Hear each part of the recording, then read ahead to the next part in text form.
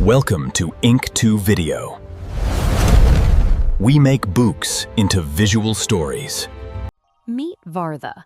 He runs a small business, and he is exhausted. Every month, he throws his energy at a different marketing strategy. Facebook ads, SEO optimization, the latest influencer trends. He's sprinting in 100 different directions, but his actual revenue line is completely flat. If you looked at his balance sheet, you wouldn't find a failing company. He pays his rent and makes payroll. By all conventional external metrics, Vardha's business is surviving, and people tell him he's doing a good job. But that exact comfort is what's suffocating his potential. There is a harsh reality he hasn't realized yet. Good is the enemy of great. When a business is actively dying, panic forces you to innovate. But when a business is just functioning adequately, that survival instinct shuts off.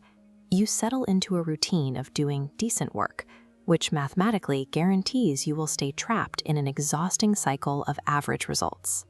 Vardha is relying on the spark strategy, a constant, draining search for a single viral moment or a killer innovation that will rapidly scale his customer base. Cognitive science actually tracks the failure rate of this approach. Constantly shifting attention between shiny new objects reduces your brain's processing power and operational capability.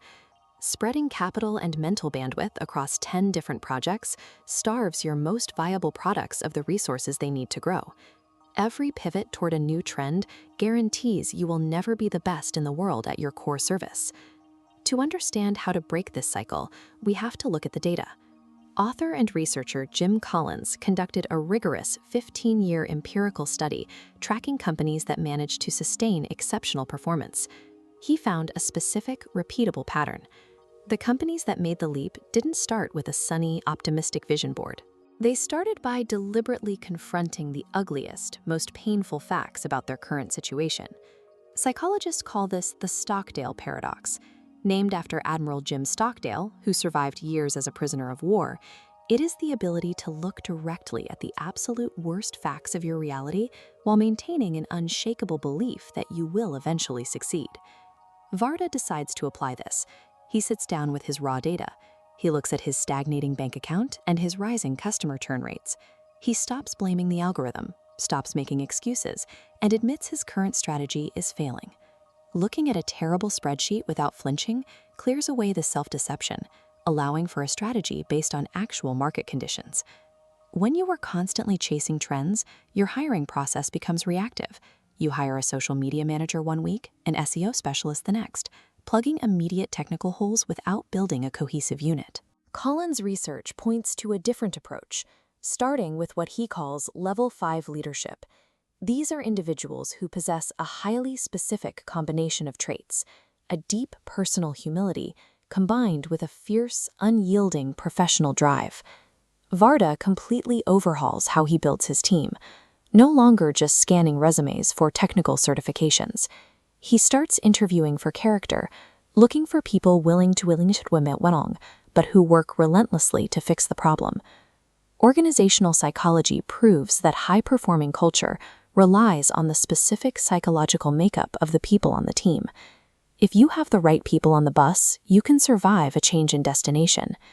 With a solid team forming, a familiar temptation appears.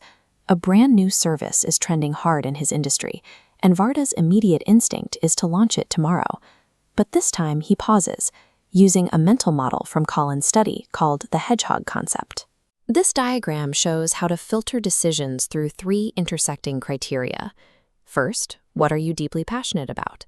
Second, what can you realistically be the best in the world at?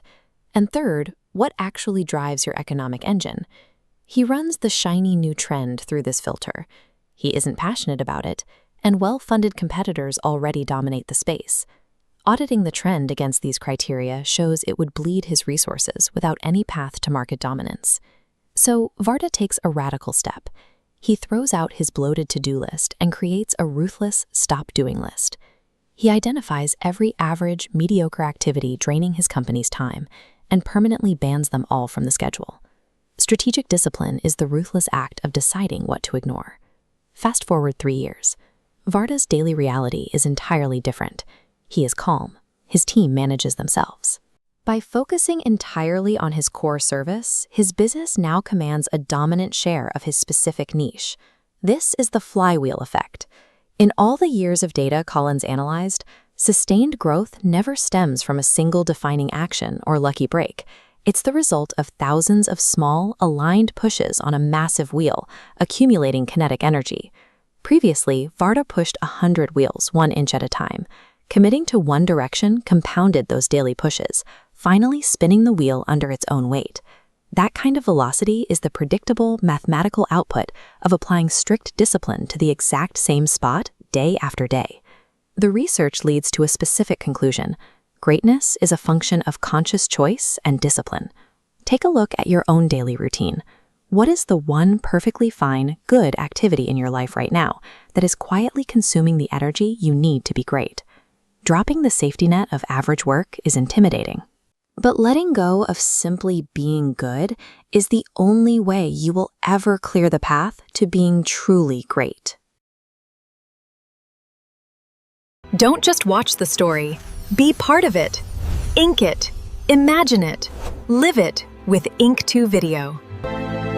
Like if it hit you. Subscribe to stay in the story loop. Share it with someone who loves visuals.